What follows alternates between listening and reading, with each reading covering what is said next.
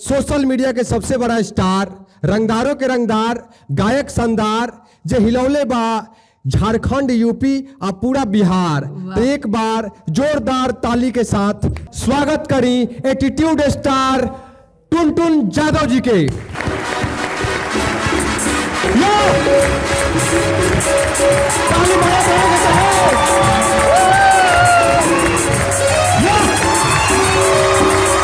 ताली